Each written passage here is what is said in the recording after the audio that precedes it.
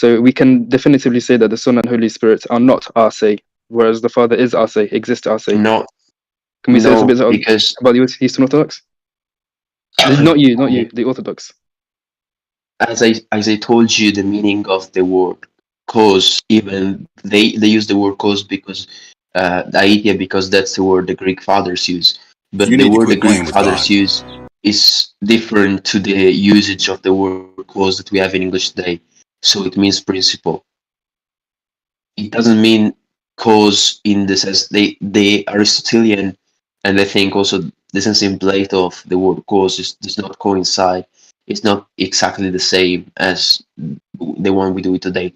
Uh, Augustine says it in the Summa. Um, he says that there is a difference between principle and cause. Yeah, exactly.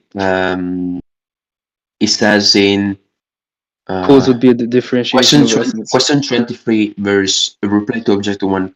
The Greeks use the word cause in principle indifferently when speaking of God, whereas Latin doctors do not use the word cause but only principle.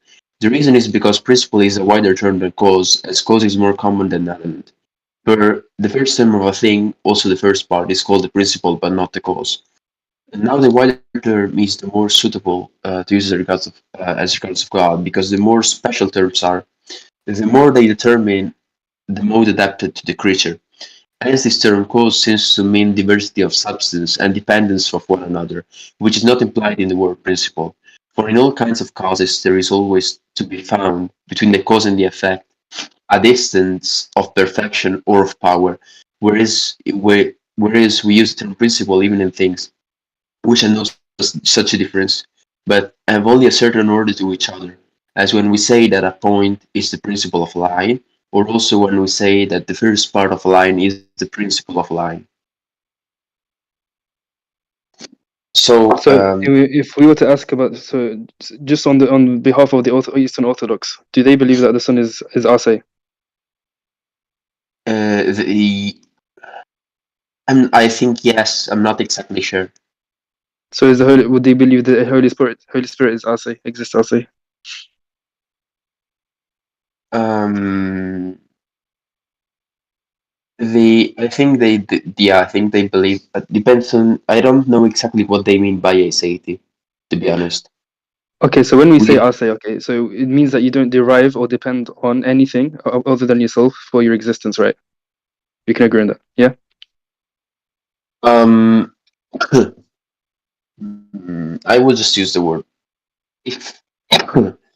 um, 1 second. Yeah, okay, here I am. Um, I'm not exactly sure.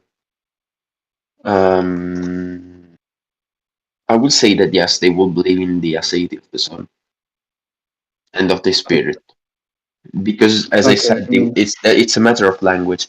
The way the Orthodox fathers and the Greek fathers use the word cause uh, is they use basically the language of philosophy, because philosophy is a language to explain stuff. So they're taking it from the Greek philosophers, the language, of course, not the philosophy.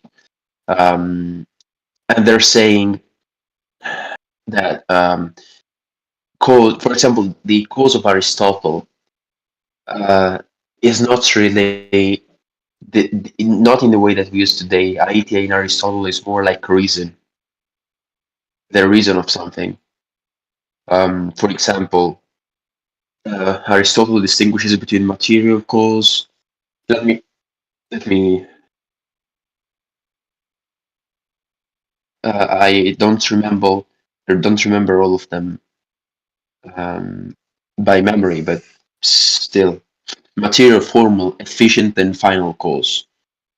Cause in this case means something more like reason of something, not the literal cause of something in the sense that we know today. Let me. Yeah, there are four causes: matter, the material cause of change of movement; um, form, formal cause, efficient cause, and final cause.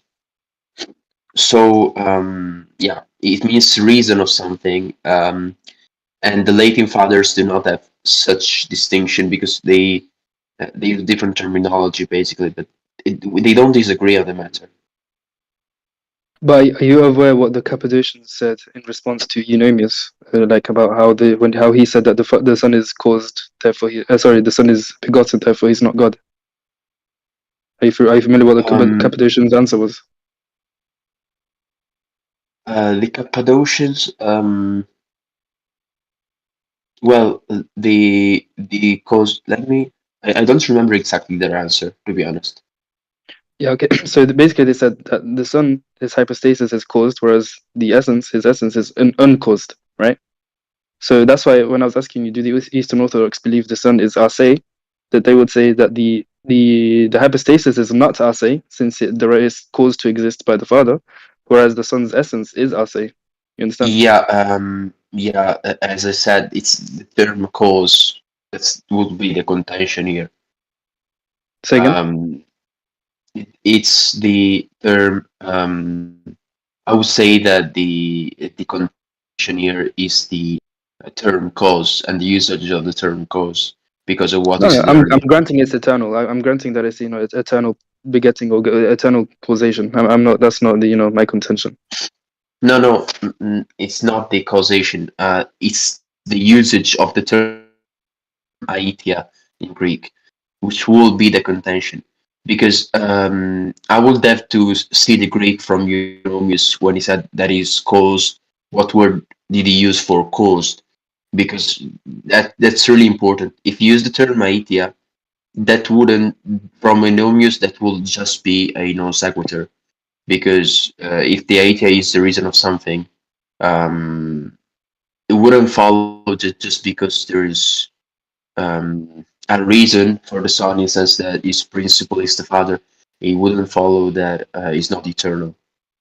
Okay, but my Because point is, okay, so the church fathers, so the Cappadocians would say that the son is not arse in terms of his hypostasis, right?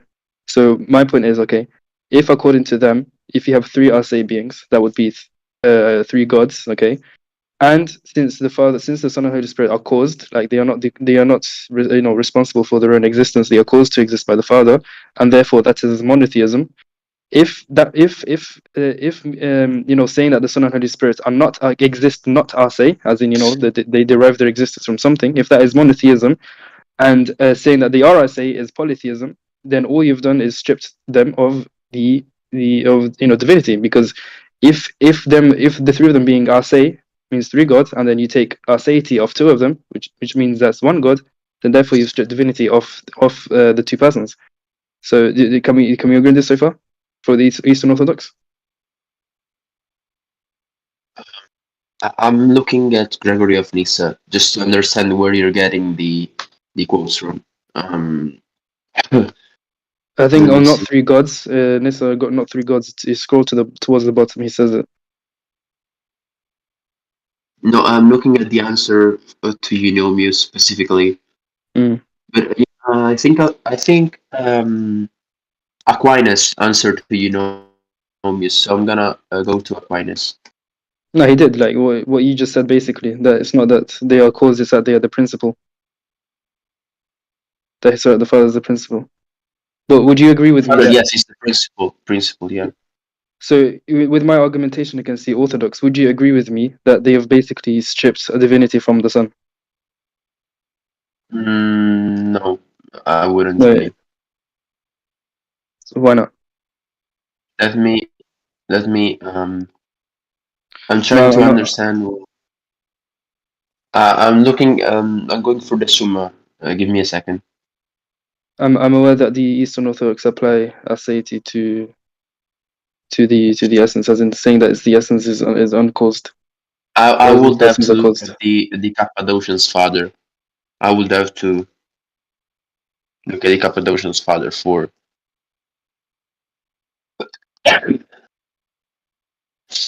But it's very simple logic. Look, if you have one who is uncaused, two that are caused, okay? If the two that are caused mean that they are not arse, whereas the Father is aseity, and that is monotheism. Let's do simple, simple logic. Let's add aseity to the ones who don't have aseity. Now we have three gods. You understand? Okay, I think I found the quote. Yeah. Do you understand my argumentation though? So, as I said, it depends on the usage of the term cause. Because the hypostasis of Christ as the reason of existence, the principle of existence in God, but the essence as not a the essence itself does not have a principle. In that sense, you could say that the Cappadocian fathers were right, but it depends. I would have to read the text specifically because the usage of the term cause is complicated most of the times because of the how we began to speak. We can just from a So quote. can we agree that cause, if you're caused, you're not ase? Can we agree on that? If well, if by cause you mean principle, no, we don't agree. Because that's the whole point of the word cause, the meaning of the word cause. No, so when the Cappadocian said that the Son, his hypostasis is caused, that would mean that the Can hypostasis you is not ase, right? I will have to read the quote. As I said, caused, if it means that the hypostasis as a reason to exist, in the sense that the hypostasis of the Son is principle in the hypostasis of the Father, it wouldn't follow that because of that the Son is not eternal and that the Son is not aseity in itself. Because principle and cause, actually Aquinas gets also points right. He says in the Summa that whatever term we apply to God, it has to be the broader possible. I read it from before. And the broader the term it is, the more correct it is to apply to God. Aquinas doesn't use the term cause but principle because of the same reason. Um, there is no difference in perfection in between the Son and the Father in no way, shape, or form. Even in authority. So the principle is just the principle in the sense that it is like possesses. Yeah, I'll just use it. I won't. Yeah, the Father is the principle of the Son. The hypostasis of the Son is as its principle in the Father, but the cause in the sense that one made the other to exist is not what the Greek fathers meant, what the Cappadocians meant, nor what the Latin fathers meant when they spoke about the same things. You can see Say clearly that last that bit again. this is the Latin and the Greek fathers um, are saying the same thing, but they're saying the word principle instead of cause, because by cause we don't mean what we mean today in English, in the English language, in the colloquial language, when we say the word cause. Okay, so if we Since say that if we say that we agreed earlier that if the three were uncaused, that would be polytheism. So can we use the same terminology that three uncaused would mean three ase? Can we say that? um, but the thing is, again, it's the same thing that we're talking about over and over and over. Um, if the three were uncaused in the sense that all the three persons were without a principle, then yes. If there were three principle, that will be polytheism. Yeah, but But I'm since asking there is, about the understanding of aseity. So if all three without principle, does that equate to all three being on ase? if all three of them were without a principle, or if there were three principles, that there will be three gods. Yes. No. I'm saying about the understanding of aseity. So there's three without principle equal three ase.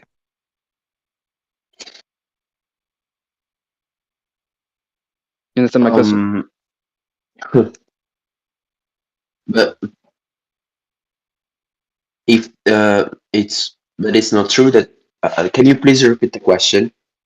Okay, so I'm just trying to get to the bottom of what aseity actually means. So my question is, if three, can we say that three ase is equal to in meaning three? Sorry, if we say that three without principle, can we say that that meaning of three without principle? Can we say that it is the same as saying three ase Free in without meaning? principle is the same as free assay? Yes, in meaning. No, not really. Well, Okay, that's another one. no, um, the problem here is that we're conflating terms. We're really conflating terms. If there were three principles, since there is one principles, all the persons have aseity, but they have a principle which is the father. In the meanwhile, if there were three principles, aseity is not really related to having a principle or not in the sense that you're meaning. Shake, shake. I think what he means is shake. I think what he's doing is he's confusing persons with essence, right? Because when he's saying three without principle, that means there'll be three who are who have hypostatic aseity, right? I think that's Hmm. what he means. Abdur, is that what you mean?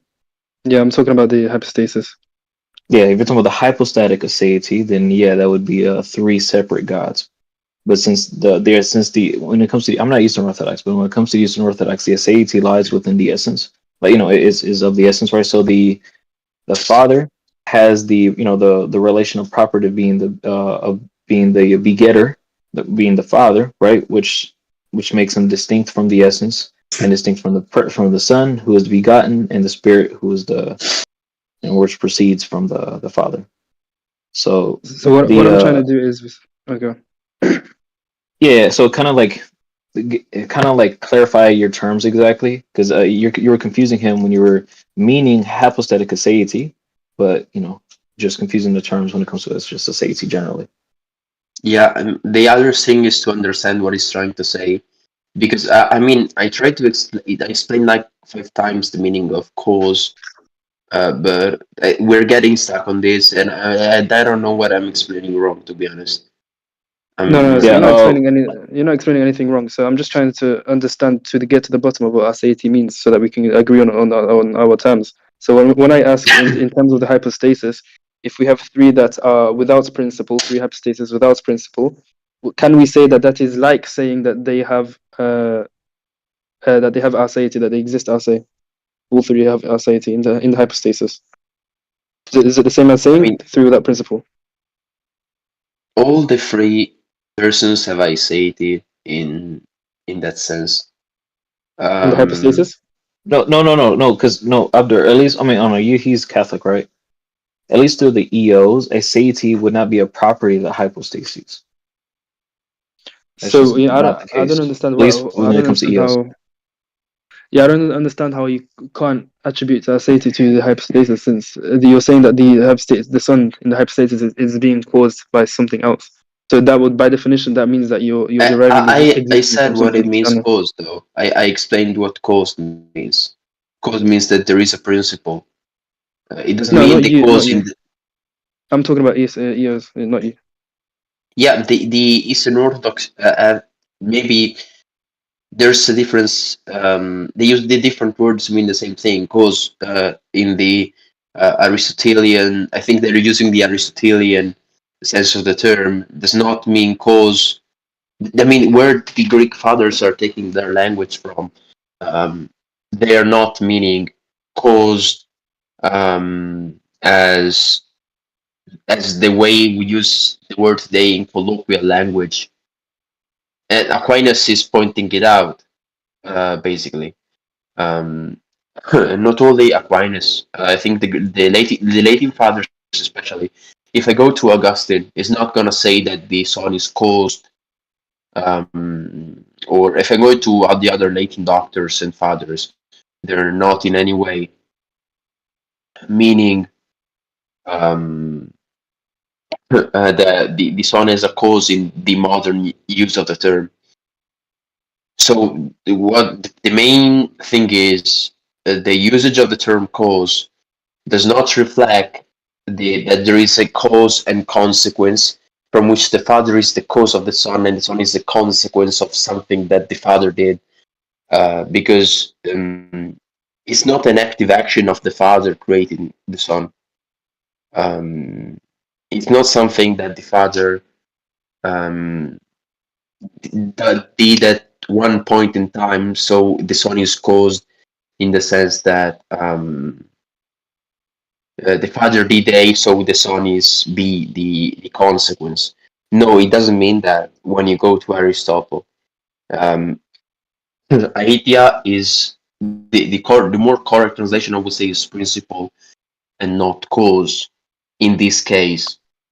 Even if you go to a Greek dictionary, they're going to tell you that they're going to translate it as cause, but then they're going to specify and say, okay, it's not really the modern usage of the term. You can look it up online. So yeah, that's the thing. Yeah, I'm not sure what orthodox you're talking about, because I think every single one that I've spoken to would say that the hypostasis of the Son is caused to exist, and in the Yes, sense exactly. that he's not us. They will say No, that as in the he's not Son is us. caused. They will say that the Son is caused because of the terminology. There's also a difference between the Latins and the Greeks in the terminology that they're using. The Catholic Church uses most of Latin terminology. The Orthodox tend to use more Greek terminology, but it's not an essential disagreement. There's no essential disagreement, I think, on the issue. No, my point is that they would say that the Son in hypostasis is not aseity. He doesn't possess aseity. Yeah, but hypostasis aseity would be something different than aseity within the essence. So if aseity means like self-sufficient, wherever, and all that kind of stuff, when it's applied to the hypostases, which are distinct from each other in relationship, when they share the same essence, then aseity within hypostasis would just be like we would just refer to the Father. And then you say the Son's hypostasis was caused by the Father, but they wouldn't say caused in a way where it's like temporally like created. They will say against his existence, but there's no temporal or like there's no like temporalness on it, right? Yeah. So my English isn't like the best because of these kind of things, but yeah. So when it comes to the persons, right, the persons are distinct from each other in relationship, but the property, the hypostasis of the Son and the Spirit wouldn't need aseity for them to have aseity because they have it through their shared essence. Because aseity is like we're just talking about just aseity itself. That idea, it belongs to the essence. Hypostatic aseity is something different. That's just talking about in which way the persons relate to each other. The hypostasis relates to each other. That's where the word aseity will come into there. So those are just two different categories of how they would use the word aseity. Well, any else could speak up and correct me if I'm wrong, but just from what I read from like Basil and stuff, that's just how they use it. Yeah, It's like I just a said earlier, conflation so of the terms. kappa. Yeah, so they'd say that, like I said earlier, the Cappadocians would say that the essence of the Son is uncaused, whereas the hypostasis is caused. So that's why so in terms of the hypostasis, right, you were talking about hypostatic aseity. So would you say then the hypostasis the Son possesses aseity in terms of In hypostasis, no. Hypostatically, no. According to else, no. Yeah. They'll say Okay. the Father's hypostasis is the only one that would be hypostatically, but have a hypostatic aseity. Would be the Father because so he's the principle. Yeah, Jake kind of got the point. So that's what I was trying to get at.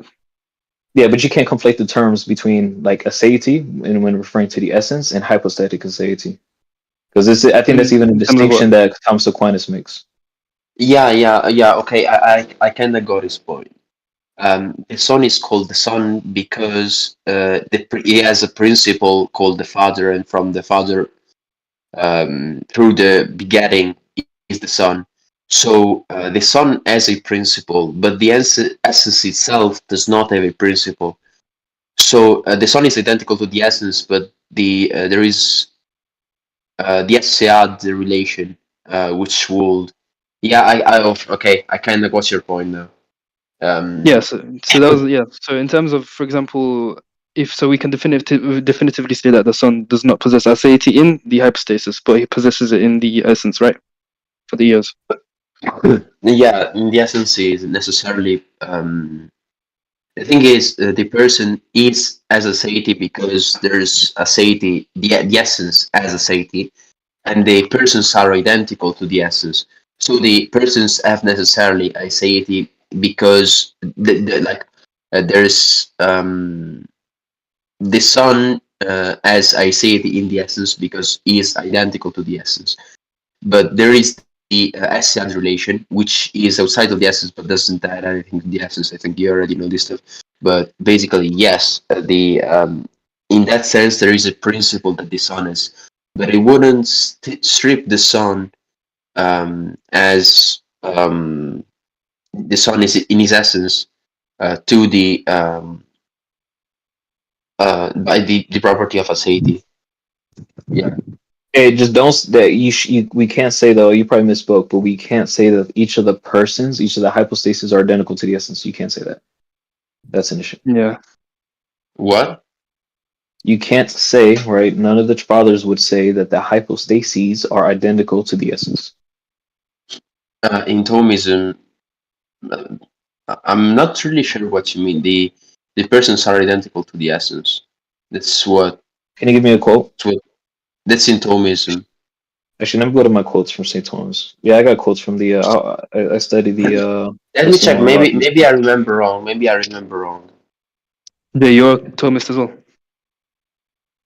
You said what? Since the essence is absolutely simple, I think the reasoning of Aquinas is because the essence is absolutely simple. The three persons have to be identical to the essence, and there's the Hesiod distinction is is why they are distinct. I think that's what Thomism says. But I think even Palamas would agree on this. I don't think there's any contention on this. But then that doesn't make sense because if we say that the Son doesn't have aseity, but then he's identical to the essence, which does have aseity, that doesn't make sense. Because there's the Hesiod relation. The Hesiod relation is basically something that is real and is not inside the essence, but doesn't add anything to the essence. So the three persons are distinct because of the Hesiod distinction, but they aren't. They are in no way different to the essence. So they are principled because of the relation.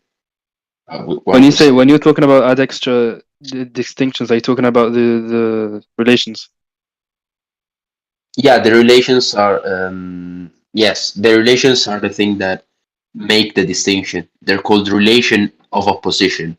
That's the way you distinguish the persons. But you just said that the relations are really distinct. Aquinas says they're formally distinct.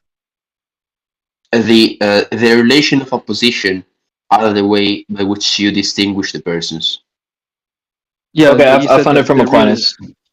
You said they're really distinct, but Aquinas says they're formally distinct. Yes. I may have misspoke. Yeah. Yeah. Okay. I was gonna say. So you're basically saying, okay, so yeah, there's adextra distinctions, right? So there's these relations, okay. Adesse, not adextra. Adesse. Okay, Hesiod, yeah. So again, so tell me how the Son can be not in the hypostasis, how he cannot have aseity and be identical to an essence which does have aseity. I think it's just what Aquinas. I found where he says identical. He says because it's common. The essence is common to the persons. So I think what he just means is by identical or common is by like they share the same essence. I'm going to the Summa right now. Yeah. So you need the quote. I think I know that it makes that point, but I also says that they're identical in somewhere. Whether this Yeah, is Summa Theologica, question 39, answer. Question Can we say 39. can we say of the essence doesn't have a principle as well? let me. Can we say that about the You're essence talking as about well? you talking about like in Thomism? Mhm. Yeah, I believe so. You should, yeah. So how would that make sense if the Son is identical to the essence and the Son has a principle, whereas the essence doesn't? Well, because Son that's as what it the distinction between the definitions of what a hypostasis is and the essence is, right? You can't conflate the two and say, because remember, right? If a hypostasis is distinct from an essence, right? They're not identical to each other in the way we will say, like, they're not the same thing, right? We can't conflate the two. We can't interchange definitions, right? So the whole point of the hypostases of hypostases, multiple hypostases subsisting the one essence, would be in there where the principle lies, whether the principle is one of the hypostases or through the essence itself, however you want to define that, but you can't conflate all of those.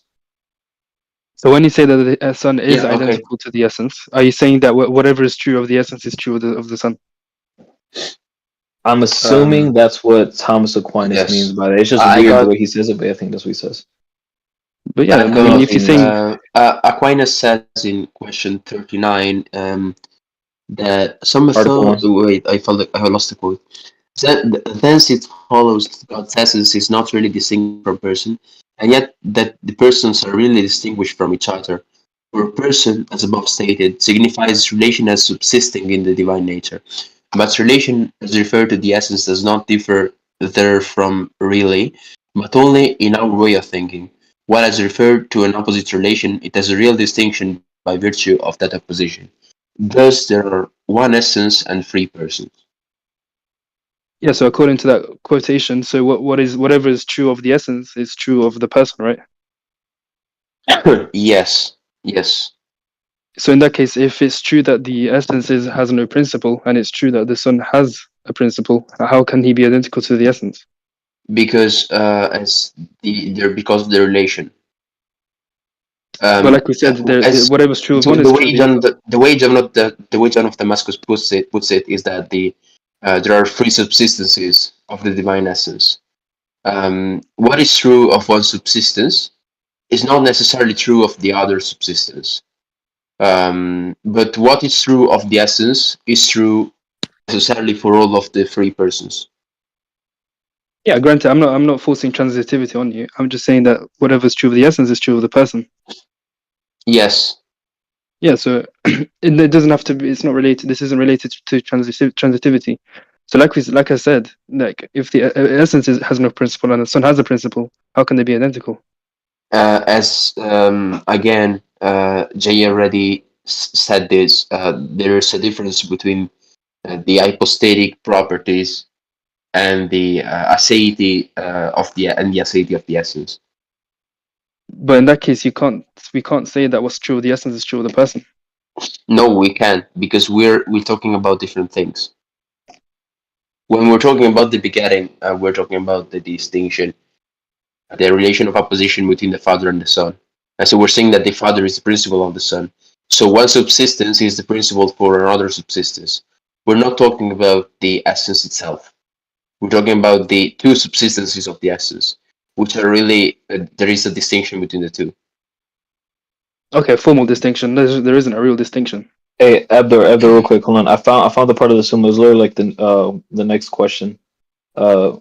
He says the divine essence is not multiplied in the persons. Each person is identical to the essence, and what is predicated of the essence is predicated of each person. That's what Thomas Aquinas says. Question 39, Yes, Article 1. yes, exactly. So again, I don't see how you can escape my argument. Well, because you're saying, like, does it go backwards? Like, could we say the reverse is true? Is that weird? Is that Well, yeah. If what is true of the essence is true of the person, then what's true of the person no, is true of the essence. We're not referring about exactly, different right? things. Because we're talking about different things. You're making a category, or you're making a category mistake, right? Because the non-aseity of the hypostasis has nothing to do with like his what do you call it? Like it wouldn't imply like his dependency, like ontologically. Like what would it say? Like his existence in a way where if we were to say the other way where he wouldn't exist, right? Just because his hypostases has the principle as the Father doesn't mean the Father temporally brought him into existence, right? It's just the mode of existence of one of the persons that subsists the essence. So to make it into the verse would be a category error. Okay, so that quotation that was attributed to the essence is attributed to the persons. That's not true the other way Mhm. around. It's not true the other way around. No, though. So- yeah. You wouldn't be able to flip it the other way around. Yes, what is true? Okay, so it goes back to about just, persons okay. So it goes does back to not relative really- identity then. Yeah, it will go back to relative identity. Yeah, I guess, but yeah, because you wouldn't apply any of the hypostatic properties to the essence. You just wouldn't. That wouldn't make any sense. So if we were to establish, relative identity in reality, in our world right now, if I was to say that A is identical to B, and then I said B isn't identical to A, would that be logical? Because that's the whole point of the Hesiod relations. The Hesiod relations are Hesiod distinction is a real thing, but it doesn't add anything to the essence. So the subsistence of the essence is the essence, but it's also distinct. I think Aquinas makes a point here about law of transitivity. I forgot where he explains that the transitivity is not necessarily is not true. I'll have to. Are you saying it's not true now in our world, in our real world? There's something.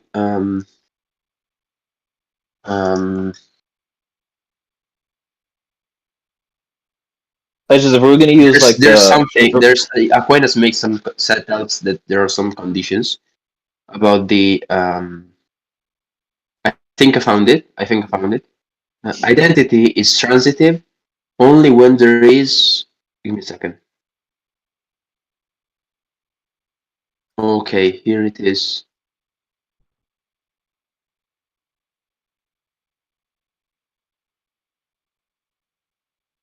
Where is it? But so to answer my question, like if I say Basically saying that. Okay. so like if I say Clark Kent is Superman, but Superman isn't Clark Kent, would that make sense? In our world, Yes.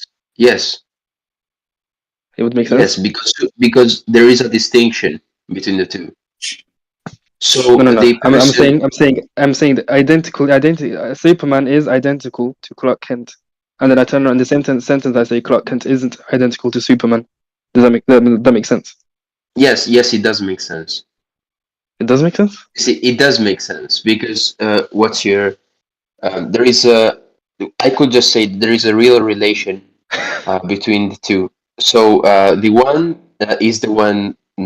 I mean, it doesn't fit exactly. I'm trying to make it understandable the best that I can. Um, but Yeah, no, that'll be relational distinction, right? Due to their roles and right. So like Superman and Clark Kent will be the same being, right? But Superman and Clark Kent will have distinct roles, right? Superman and Clark Kent Superman would equal Clark by being the same being. please, They wouldn't equal just each 1 other second, when it please. comes to their. Just 1 second. You in the chat, please stop insulting the Muslim here. We're having a nice conversation. I mean, I get what you're saying, but please don't insult, don't attack, don't. Yeah, be respectful. Exactly.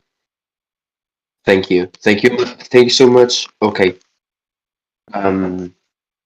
Yeah. Before going, I will just say that Put your potato. the law of transitivity does not work with the persons because there's something that I'm missing. Aquinas talks about it.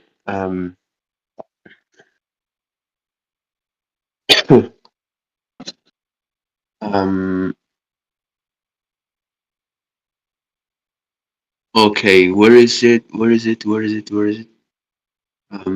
Basically, the persons we're applying relative identity with the persons, not absolute identity.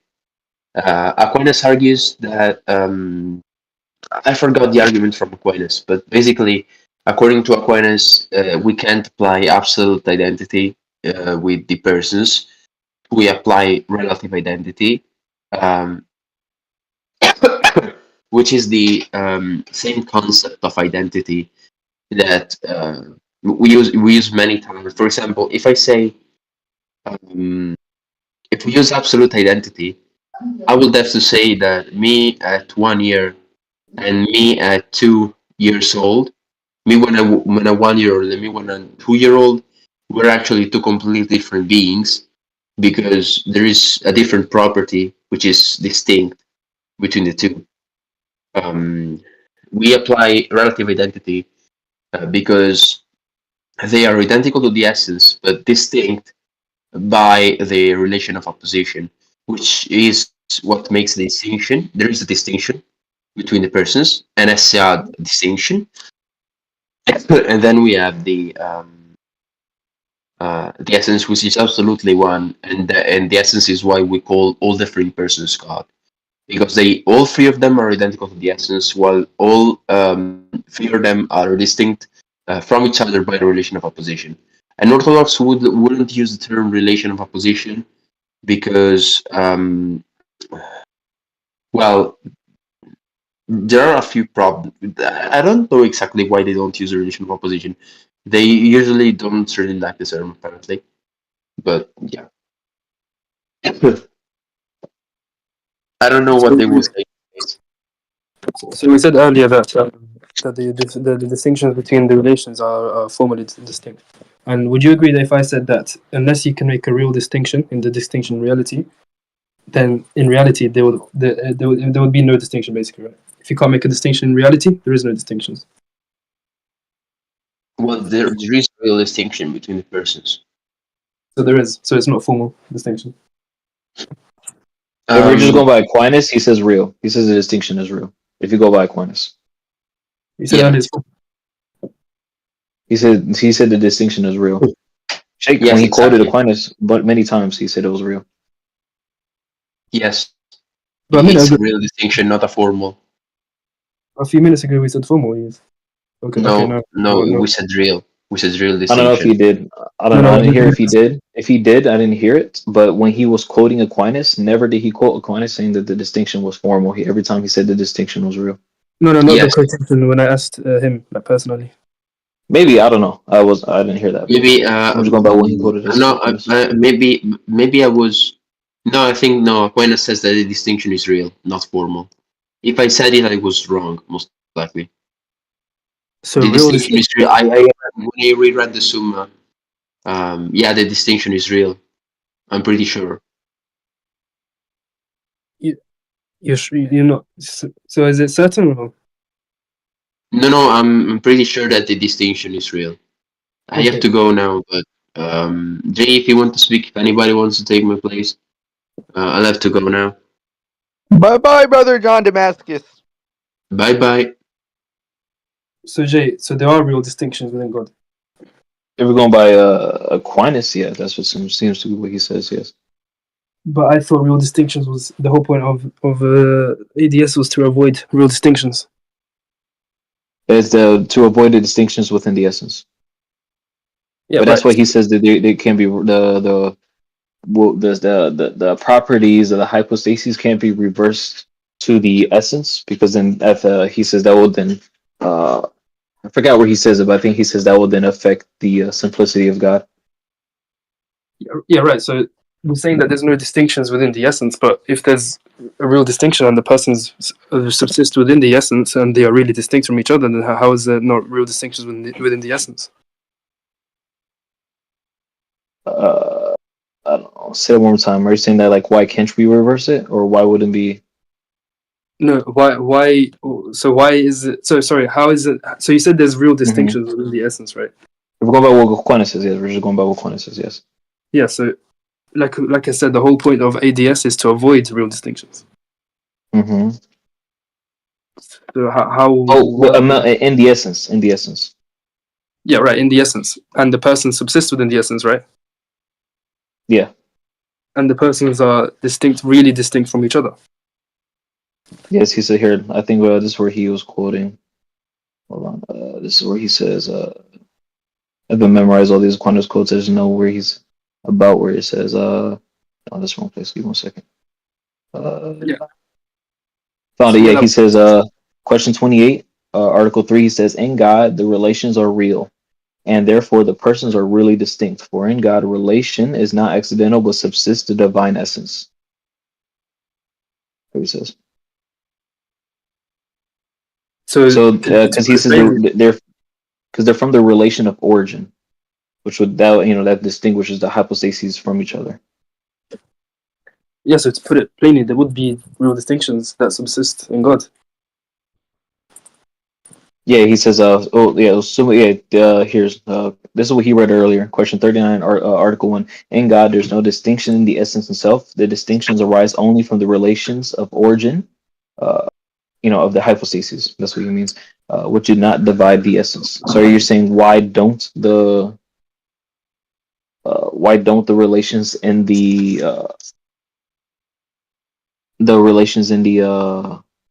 hypostases affect the essence? That we're saying? No, so I'm saying that. So the whole point of ADS was to avoid real distinctions, but then we were saying in the same sentence that there are real distinctions within God, and those real distinctions are the relations.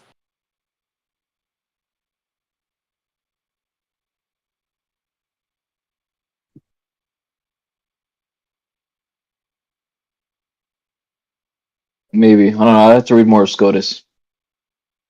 Wait, are you talking about how Scotus? Why Scotus was talking about like former distinctions? Is that what you're saying? No, to Aquinas.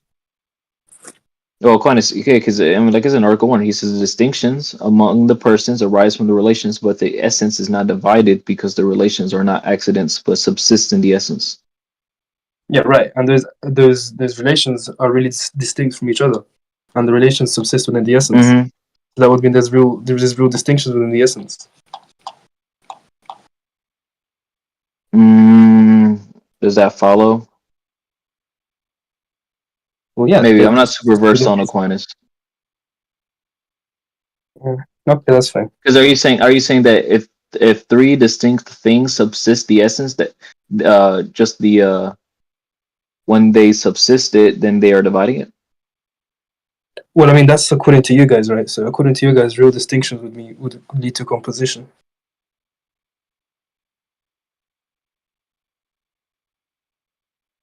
Yeah, we said there's a real distinction in his essence, like we were talking about like his attributes. Yeah, but when we're talking about hypostasis in person, I don't see how that would be the same. Right. So the relations subsist within the essence, and the relations you're saying that they are really distinct. So if they subsist within the essence and really distinct, then there's real distinctions in the essence.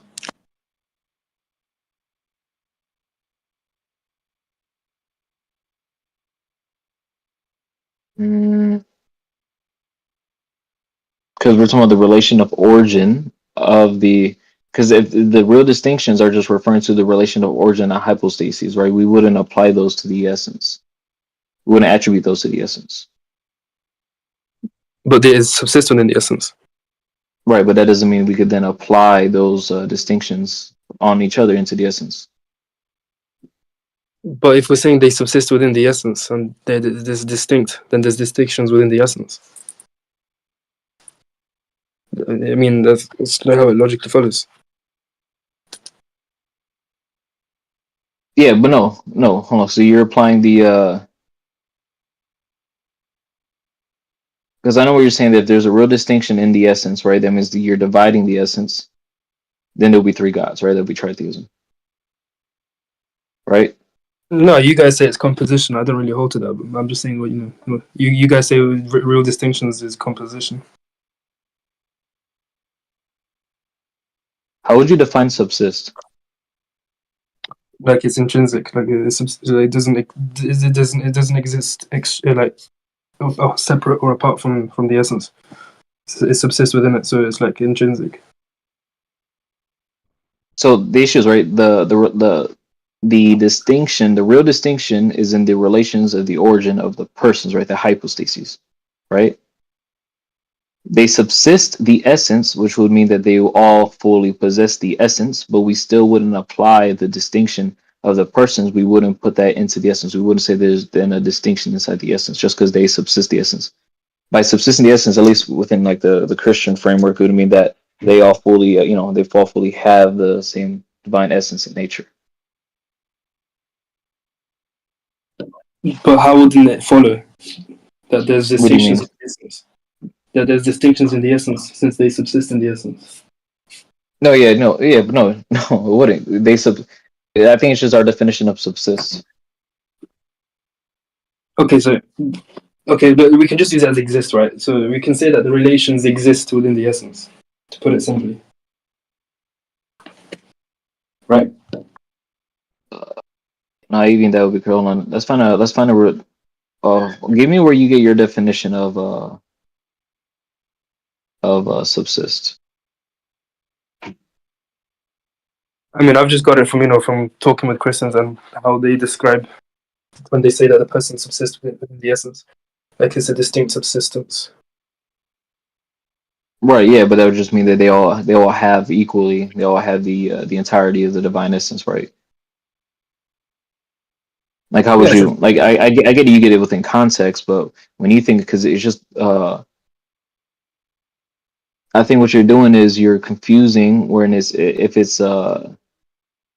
it subsists, then what we attribute to it would also attribute to what it subsists in.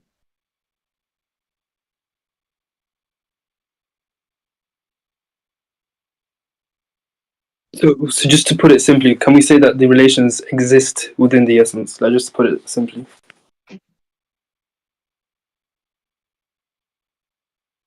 One second.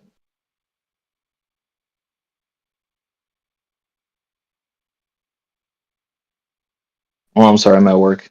Give me 1 second.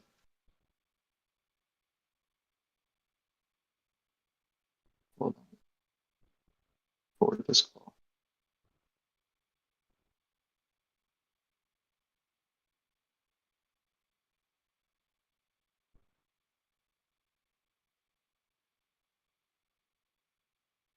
All right, so you said, what did you say? I'm sorry, I had to forward that. What were you saying though? Say it one more time. So it's just to put it simply for everyone's sake, that to say that the relation subsists within the essence is like saying that they exist within the essence. And they don't exist apart from the essence, they exist within it. Yeah, I think that's what we read from Thomas Aquinas when he said, "In God, what he say? He said the hold on, let me go back to it. Let me scroll up. Yeah, he said we already read this, but he said relation is not an accident but subsists the divine essence. It distinguishes the person but not divide the essence. So yeah, I said that the relations would exist in the divine the relations of origin of the hypostases would exist in the divine essence, but that wouldn't make then the relation of origin then be applied to the divine essence, because that will still give us a category error. So my only claim is that if we're saying the relations are distinct and the relations exist inside of the essence or within the essence, then that we are saying that there are distinctions that exist within the essence.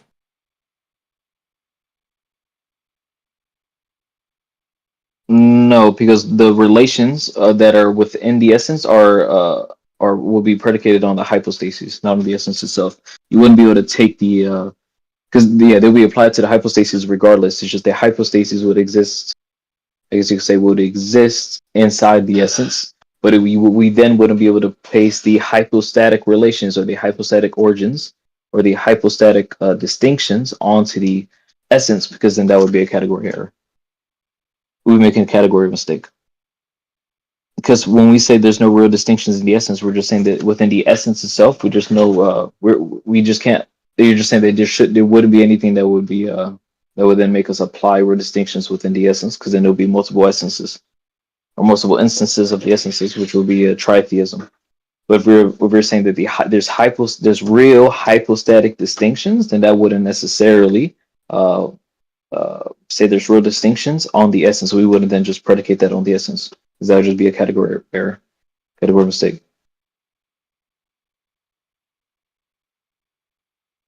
because we can't just put it simply and just say that the hypostatic. We can't just say take away the idea that they're hypostatic relationships or the hypostatic relationships of origins that are really distinct from each other, and then just take the idea that there's something that's really distinct and then just apply it within the essence, as in saying the essence is really distinct from itself.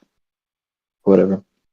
That would just be a category mistake because it's kind of almost like straw manning it because we're taking the we're taking the attribute. We're taking something that we predicate on something, but we're taking that something and we're changing it, and we're talking about something else, right? Then we're no longer talking about the same thing.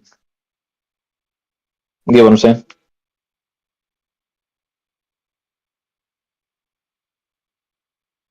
But that's what we've been saying that the entire time. I think that's been a pattern where we're just making category mistakes, category errors. I could be wrong, but just from what I understand from Aquinas, that seems to be what he says.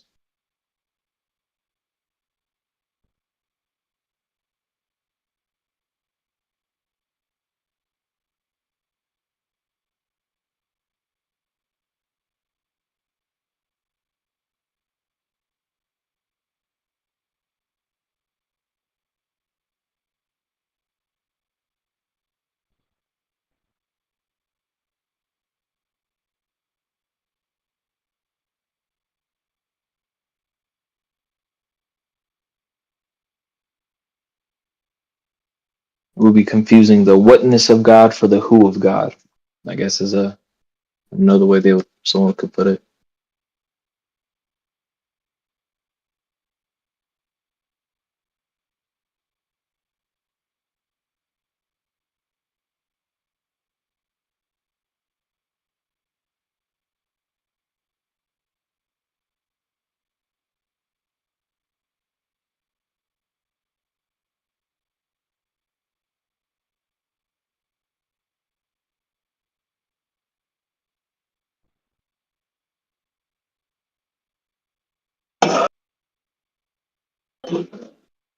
Where'd he go?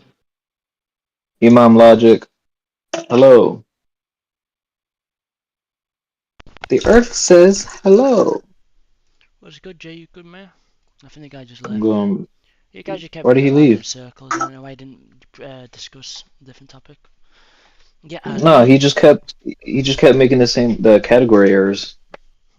Yo, Jay, what happened? Category mistakes. What's on, brother? Ali, how you doing? Yeah, what's up, man? How did it go? It went well. He just kept making category mistakes. What he was saying was that if the last thing he said was if there's a real distinction, because Thomas Aquinas says there's a real distinction in the hypostases. He said among the hypostases, if there's a real hypostatic real distinction among them, and they subsist the essence, how is there not a real distinction in the essence? But that'll be a category mistake, right? Because we're saying it's a hypostatic real distinction, right? Real distinction among the persons, which is what the real distinction is. It is distinction in the relational origin of the hypostases, which you can't then just apply that to the essence. That's a category error. Because then what you're saying is that person and essence are the same thing, which they're not. Oh, yeah, he's doing a fallacy here. Because what he's saying is hypostatic distinctions will apply to the essence, but then no, that's a category error. I would I think he's Salafi, so I would have liked to talk about him with Tawheed and the argument of composition, but I think he left. So. Yeah. Do you know what the argument of composition is? On the Salafis? Yeah. Not exactly. Is it like a specific argument? Yeah, they make a real distinction between their God's essence and his attributes, so that makes God composed, basically. Oh, do they? Yeah, they do. So. Who does that? Like, what scholar? Do we know? I mean, the scholar himself, he doesn't use these terms anyway, but they would tell you there's a real distinction. Yeah, anyway, if he comes back, we'll discuss this, but I don't think he'll come back. So, anyone if who knows, you got anything from there, you can send it to me. Yeah, okay, I'll look at it more than I'll send you the sources and all that. Because they'll say that they'll have their because the Salafis, don't they say that there's the oneness of God's names and attributes? Right. You mean the 99 are one? We're basically just saying like his No, they Oh. don't do that. No. They No? completely differentiate between the attributes. Yeah, like not even a conceptual distinction or a formal distinction. No, it's a real distinction. Okay, yeah. Yeah, I'll send you that argument when I like compose it Oh, properly. for sure. Yeah, Yeah, for sure. I'll add it. Would you mind if I added it to my my server? yeah, no problem, man. It's a real famous one, by the way. Yeah. I don't really talk to a lot of Salafis. Yeah, they're the majority, definitely. Are they? Yeah, yeah. I know because usually here they're authorities, usually when I speak to them. You know, Atharis, they follow the same thing too. Oh, I know, yeah, I know similar because was it Ibn Taymiyyah they follow? Ibn Taymiyyah is kind of funny because he said he debunked Christianity and he just Mhm. debunked the Nestorianism heresy, which is kind of laughable. Yeah, you speak Arabic, right? Speak Arabic, yeah. Have you read his forgot the name of the book. Yeah, But okay. the book where he speaks about the Greek philosophy and what he thinks about it. I think جواب الصحيح, yeah. جواب الصحيح or متبع الفتاوى. Yeah, something like Yeah, that. no, the second one. Yep. Do you have متبع that book? الفتاوى? Yeah, I think it's Yeah, that yeah. one. I have the 13 chapters on my phone. Yeah. Yeah, I'm trying to find it in English, but I can't ever find it in English. They're too scared to translate it. Hello. Hello. What's up? Yo, how you guys doing? What are you guys talking about? I'm doing good. Bro, I just needed you, bro. I was defending freaking Thomist freaking philosophy. Who was arguing? The other some Muslim guy, he was really smart, don't get me wrong, but he was just kept doing category errors. What's his name? Abdur or something. Rahman. Oh, Rahim. Abdul Rahim. Rahim. Yeah, that guy. I think I Yeah. recognize him in chat. I haven't heard him speak. Interesting. Yeah, he was speaking of VC here, yeah, and he just kept making category mistakes. So he was Yeah, saying, that's fair enough. here, how would you answer this, Taco? He was saying because Aquinas says there's a real distinctions among the hypostases, right?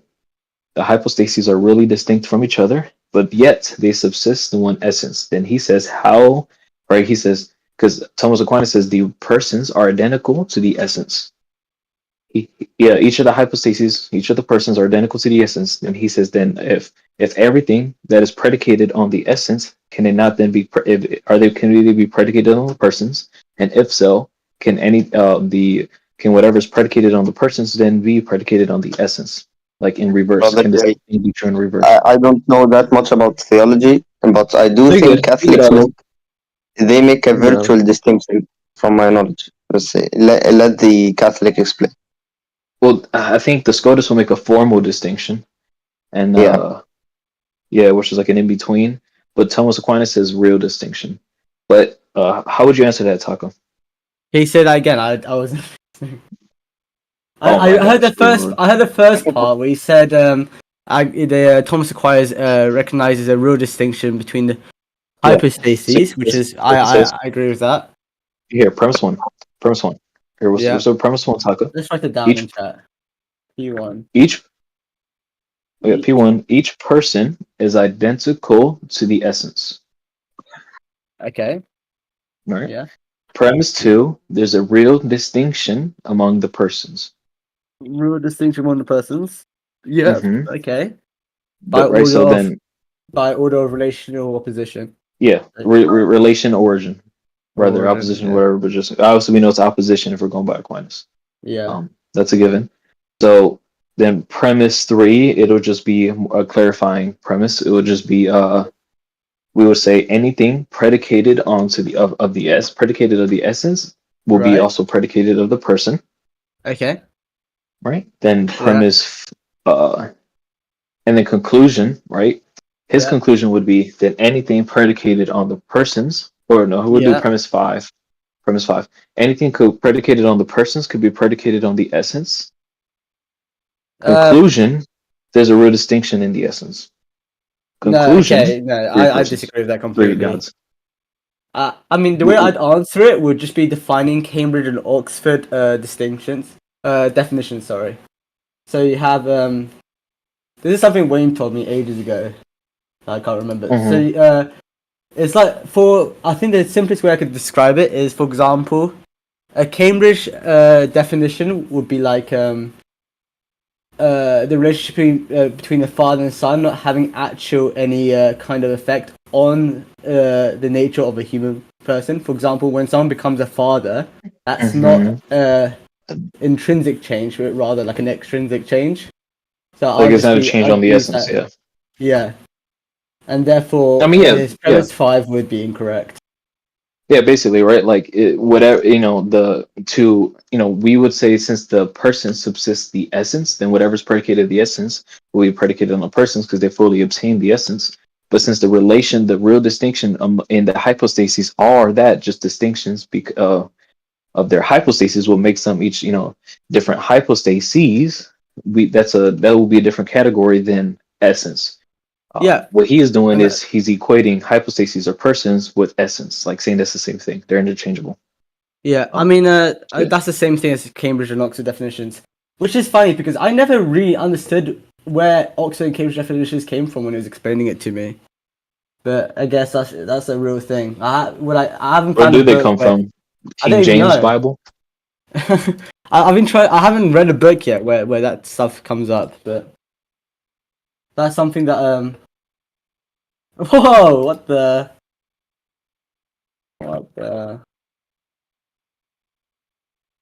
But yeah, I don't know where Oxford and Cambridge definitions came from, but I learned that off Wayne when the guy called Seraphim ages ago, and he used to be in the server. Seraphim, yeah. Yeah, he had an argument against Thomism where it says how does God interact with creation without losing his transcendence or violating his transcendence, and then I thought it was a good argument because I never knew any of this metaphysical stuff, right? And then I asked Wayne, and he just told me that about these Oxford and Cambridge definitions. So it's a whole different category. But how you been doing, dude? I've been seeing you on COD every day. You've been seeing me on COD every day? Yeah. Yeah, bro. Bro. I would have been Prestige 7 by now, but I ain't been. Like, I'll be on, but then like sometimes I'll leave my game going and go hang out with the wife. But yeah, I've been grinding, bro. It's real fun. I've been trying to, because I want to do it competitively again. I used to do it esports for the army. Oh, did you? And I want to do it again. It was a couple years ago. It was like 2019, 2020. Oh, okay. But my KD is too low though. My KD is only like my career KD is like 2.1. Just make a new account. I know, Smurf. Yeah, no. Yeah.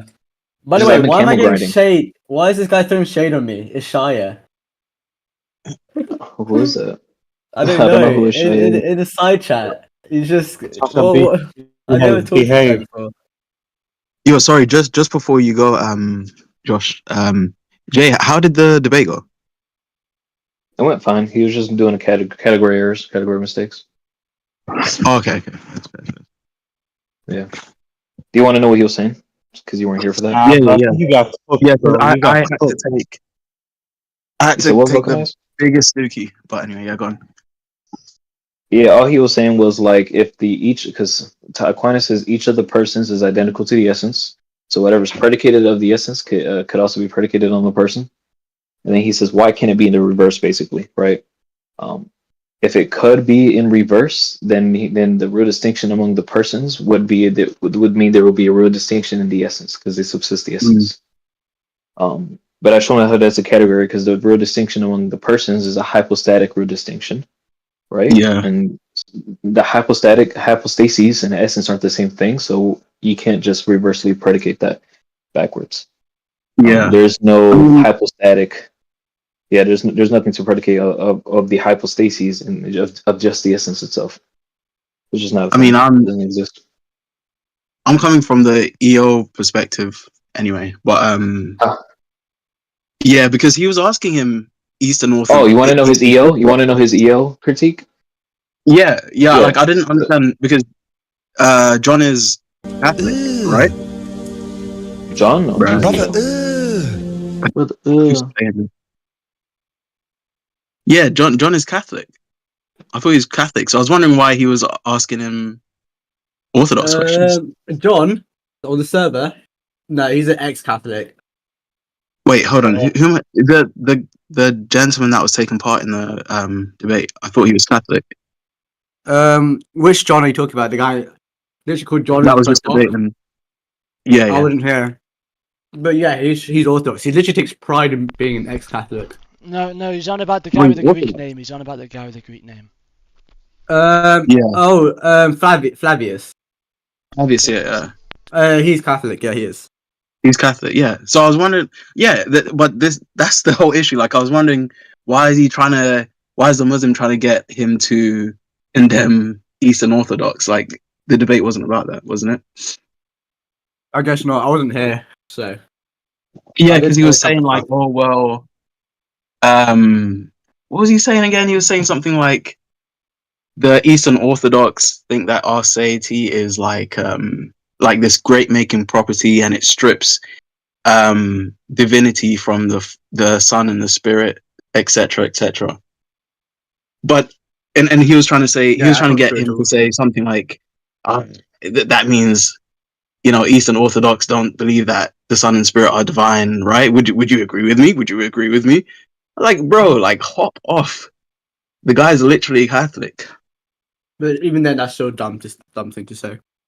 Yeah, because those are causal qualities that distinguish the Father and Spirit, the Father, Son, and Spirit. Yeah. But yeah, that was. All right, I'm back, Falcon. So yeah, his thing was if only the Father has hypostatic aseity and the Mhm. Son does not, then that means that he says only the Father has hypostatic aseity, the Son does not, then he's saying that there's like an ontological subordination because the Son is dependent on the Father because the Father is the only one with aseity. That was basically his argument. Look, don't get me wrong. I am no expert whatsoever, but I've listened to the arguments. He's stupid. And Like that's just yeah, put on his, especially because when he was quoting the Cappadocians and refuting himself. yeah. The Cappadocians was saying that the aseity belongs to the because there's another category mistake. That's why he said that's all he kept doing. The aseity belongs to the essence, Yeah. right? That's predicated on the essence. So the Son has aseity insofar as it subsists the essence. But the hypostatic aseity is different. Hypostatic aseity, right? Because aseity just means like no origin, right? Basically. Hypostatic aseity just means that your hypostasis has no origin, but that's different than just the aseity and the essence. Those are two different categories of aseity. Exactly. Yeah, So like I the like Son to still look has at it as, aseity. Yeah, that's it. Yeah, just stupid category errors. I like to look at it as like from the perspective of a human, the Trinity is arse, yes, I'm back. but then within the economia of the Trinity, the Father is the one that is arse. So like you have to sort of I don't know how to explain it. You have to sort of the definitions sort of change depending on what perspective you're taking. Like you wouldn't say that the Trinity is derived from something else, right? But you would say that the Son is the Son derives his essence from the Father. Spirit derived, well, in Eastern Orthodox anyway, the Spirit derives his essence from the Father. So it's different. It's different terms depending on what perspective you're taking. Yeah, it was craziest. I think the Second Temple Jewish idea of like when they talk about their multi-personal God, it seems so far it's seeming almost closer to the EO.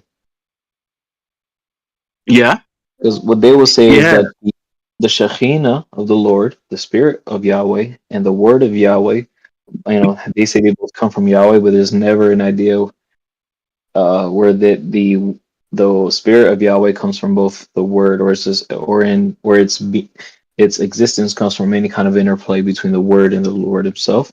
It's both associated with coming from the Father of creation, the Lord. So far, that's where they're leaning, but I haven't read everything yet. Okay. It doesn't mean that the filioque is not true. It's just that they haven't. I'm just going so far as what they did articulate. It could just be a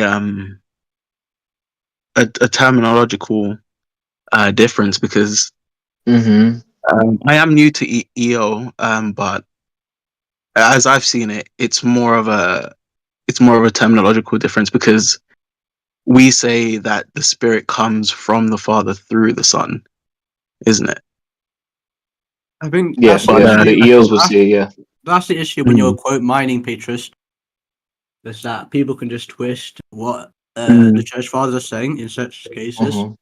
When the Greek says through the Son or and the Son, they can mean they can be quite similar. Bro, what you eating? I'm eating fried chicken, bro. Chicken As you thighs. should. Breaded fried chicken thighs. I think chicken thighs are better than chicken breasts because they're so much more juicy. That's not fried chicken. That's, I don't know, goujons, isn't it? What? That's goujons. What do you think fried chicken is? Breaded. No, it's still different. fried chicken. Fried chicken is fried. Goujons are like baked. What? And it's like disgusting. I hate that. Yeah. No, oh my gosh. If you're gonna have fried chicken, definitely have to put that in some oil or something. I don't know. Fried chicken the refers to the way which chicken is fried. They're cooked, I mean. When I say fried chicken, it doesn't mean it has to be coated in like flour. Or what you were thinking. Like, it could be dry and gross fried chicken. For example, tonkatsu or chicken katsu, right? That's fried chicken. Technically, but I swear.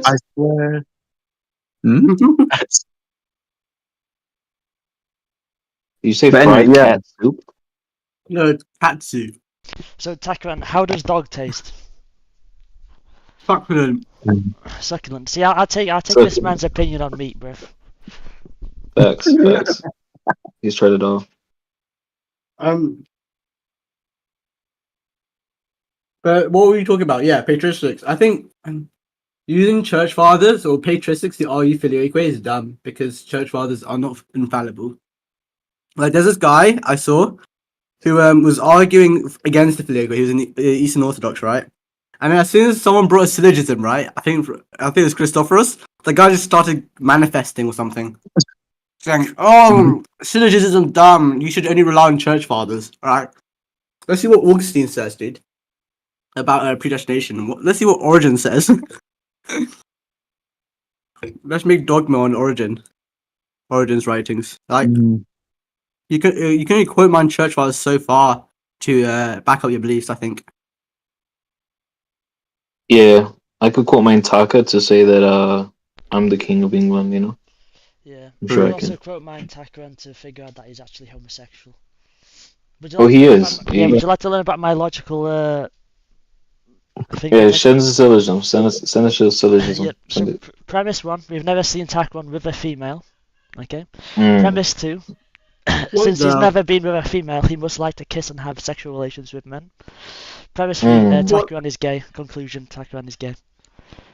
Agreed. Oh, actually, no, hold on. I would disagree with premises 3 because premise 3 cannot just be the same as the conclusion. No, but it's a premise, mate. It needs to be consistent. Yeah, I vote to change premise 3 to say, and if he does the activities of premise 2, then he is gay. Therefore, he is gay. That's what we change. No. There's no if. Yeah. We know. Arctus is non-sequitur and fallacious on so many levels. No. It's not. Since I just edited premise 3, now it follows completely. It's good. There might be some premises missing. Like, we could do some ones before we do never seen him with a girl. No. When are we playing 2v8 Dead by Daylight, guys? What? I want to play 2v8 Dead by Daylight. There's an event out. So there's 2 killers and 8 survivors. It's funny as fuck. You want to play it then? Bro, it is so bad.